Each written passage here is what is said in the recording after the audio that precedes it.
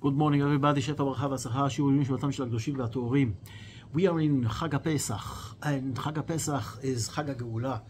And we are in a very, very hard situation today. We are still in a war, and a part of us are not with us. And we have to understand and realize what is this Pesach all about, and what should we do in order to make things better. And one of the interesting things about Pesach is the fifth glass that we are preparing for Eliyahu Hanavi. And there was this Jewish guy who lived in a small town. He was quite rich. And one day he decided right after Purim he has to go to the Maggid Mimezrich. And he's got a question. He wants to ask him something.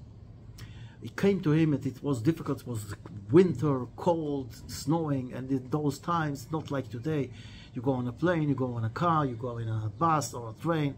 No, it was a very difficult way. Anyway, he's getting there, and he's coming to Maggid, and he's a Rebbe, and he's asked Rebbe, who says, "Whoa, how are you? Baruch Hashem, everything is good. The kids, the wife, God, the parnusa, everything is okay. But something is missing in my life." He says, "What's missing in your life?" He says, "I want to see Eliyahu Hanavi. Every Seder night I sit and I wait, and I cannot see Eliyahu Hanavi. I want to see Eliyahu Hanavi." Told in the Maggid in Mezrich, "You know what, you go to this in Vochkolotska, this whatever small village, and you go to Yankale there, and you ask him to do the Seder night there." The Maggid said, "And then you will see Eliyahu Hanavi." The Maggid said, "He's going." Again, very difficult way.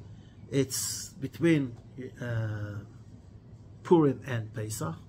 He gets there right 3-4 days before Pesach.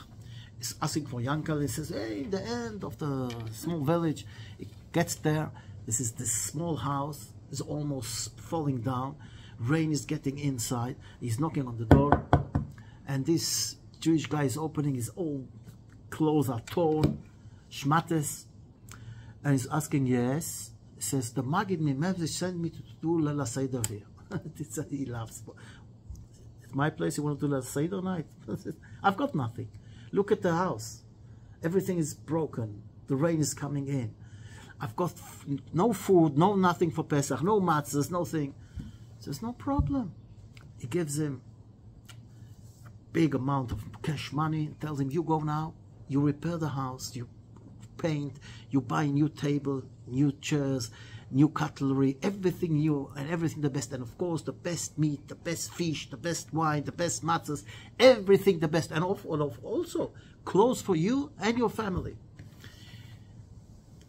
Seder night comes, the house looks beautiful. Oh, what a wonderful table for the Seder night. And everybody's got new clothes, and everybody's happy, coming back from shul, starting the Seder night, and singing, and really unbelievable. They pour the fifth glass for Eliyahu Hanavi. They open the door, and he is waiting. Eliyahu Hanavi is not coming.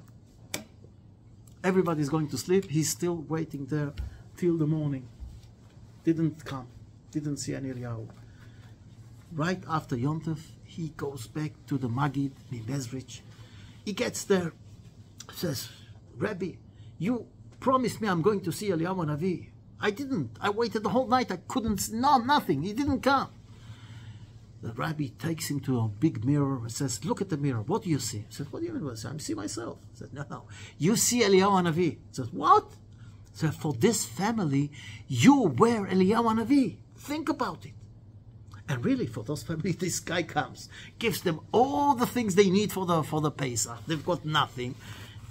For them, there was Eliyahu Hanavi. The Rav Adam Sina explains, Gilui Eliyahu, to see Eliyahu, is not something physical, it's something spiritual. It's when you give to others. That is Gilui Eliyahu. That's the real Gilui Eliyahu. You want to see Eliyahu Hanavi? Be a giver. Give to others. Give at a level that you will become Eliyahu Hanavi for them. You are going to give the redemption to this family or to this guy or whatever. Like a friend from the Kehila told me a story.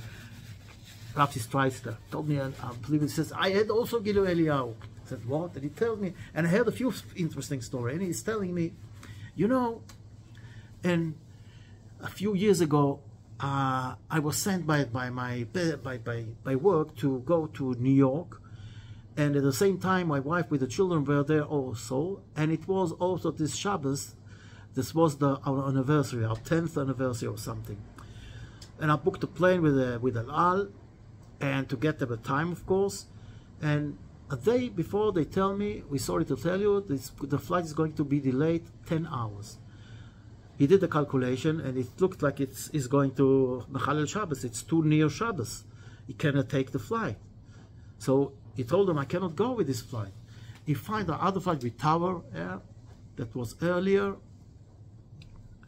and he's getting at the flight, and the whole flight near him sits an old lady from Uzbekistan, I think, or somewhere, doesn't speak a word in English and hardly speaks Hebrew. They get there, and before they go to the immigration, she asked him to help her to fill up the form for the immigration authorities. So he's asking her, "What's the address? Where are you going to stay?" "In Queens." He says, "No, I need the address itself, not Queens. It's not enough for the immigration people. They're not going to let you in." He says, "I don't know." He says, "Okay, who is going to wait? I'm going to my son's wedding, and he's going to pick me up in the airport. So what's the phone number of your son?" He says, "I don't know. He always phones me." Eventually found she had the phone number of her daughter in Israel. So he's explaining to the immigration officials there that what's the problem is, and ask him to let her there, and he's going to go out. He gives them all the documents, everything is okay. He goes out and he looks for a phone, and he does a collect phone to the daughter in Israel, and he tells her the story. And then he finds out also another thing, that the son is not going to come to the airport only another 14 hours. He did a mistake. Instead of taking the clock back, he took it back. Instead of taking 7 hours less, it took 7 hours more, which means it's going to be 14 hours later to pick up his mother. So he quickly phones to the son, and he tells him the whole story, and the son, "You have to cut here as quickly as possible and organize all the things." And Baruch Hashem. And he says, "Now when you're talking about Gilu Eliyahu, this was Gilu Eliyahu for me. I was Eliyahu Hanavi for this lady. Imagine to yourself that I would have gone on my normal flight. What would she have done there? They would send her back to Israel. They wouldn't let her in, with no address, with no nothing, not knowing the language, anything. What's going to..." So for this lady, I was Eliyahu Hanavi. And this is what we have to understand. If we will start being Eliyahu Hanavi to each other, everything will look different. We are now starting Sfirat HaOmer. Sfirat HaOmer is also very interesting, because we are counting in the wrong way. Because think about it. We are counting now to get to Chag HaShavuot in 49 days and receive the Torah. So we should count, in another 49 days we're going to get the Torah. In another 20 days we're going to get the Torah. In another 10 days we're going to get, because we are waiting to get the Torah. So why do we count 1 day to the Omer, 2 days to the Omer? It's the opposite way. That's not the right way. The Rav Pinkus Zatzal, he explains in a very nice way. You see, imagine to yourself that somebody tell him, you have to do this or this job, and in the end of it, you're going to get $490,000, $500,000. How is going to count the days? It's going to say, "Oh, I've got another 49 days, I've got another 40 days, another 30 days," because he's waiting to get this reward he's going to get for what he's doing. But if this guy comes to him and tells him, "You're going to get every day $100,000. The end of it, you will have $490,000. Now, how is he going to count? Today, $100,000. Then tomorrow, 200,000, 300. He's going to go. That's exactly Sfirat HaOmer. Sfirat HaOmer is not just counting. It's preparing ourselves to receive the Torah. And how should we do it? To understand and realize that each one of the days is another level of building. So it's another $100,000. It's another $1 million. Then that's why he says, to Ayom Yom Echad, today we fulfilled this counting in the proper way and build ourselves another level. If you want to go deeper into it, we look in the Siddur and we see that near each one of the Sfirot, let's take it. Sfirat Omer. Here. For example, we counted Yom Echad LaOmer. Hayom Yom Echad LaOmer. And then when we look at the left side downstairs, normally in the Siddur, it's Chesed Sheba Chesed. What is Chesed Sheba Chesed? This is those 10 Sfirot that we have in the Kabbalah. And it starts Chesed Sheba Chesed. And then we go to the next day, we'll see Gvura Sheba Chesed. This is 7 Sfirot, 7 times 7, and each one of them is something. I'm not going to go into it, it's Kabbalah, it's deep, but there are books written about on this, that the idea is that each day we build a different level of preparing ourselves to receive the Torah.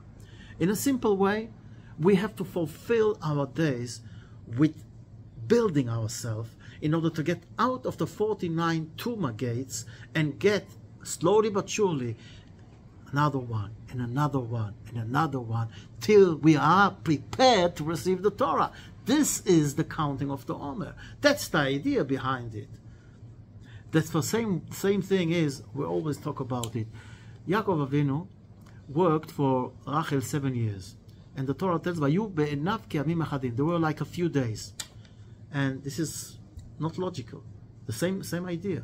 If you are waiting for something good to happen, so the days are going to be going slowly. If we are waiting for a special trip, a special simcha, how is that the time passing by quickly? No, it's passing by slowly because we're waiting and waiting. When we wait, it's like the same, like, you know, when you fast and you're on the last hours of the fast, every hour looks like 2 hours. Then every minute looks like half an hour. Wow! And it's only 10 minutes, but those 10 minutes look like hours. Why? Because you're waiting to the fast to end. If somebody is in jail and he has to chas v'shalom, and he's being released in a month, how is he going to count the days? He's going to count exactly. He's waiting to get released. For him, the days got no meaning. But if every day's got a meaning, and that's exactly what was with Yaakov, what we said about this guy is getting $100,000 every day.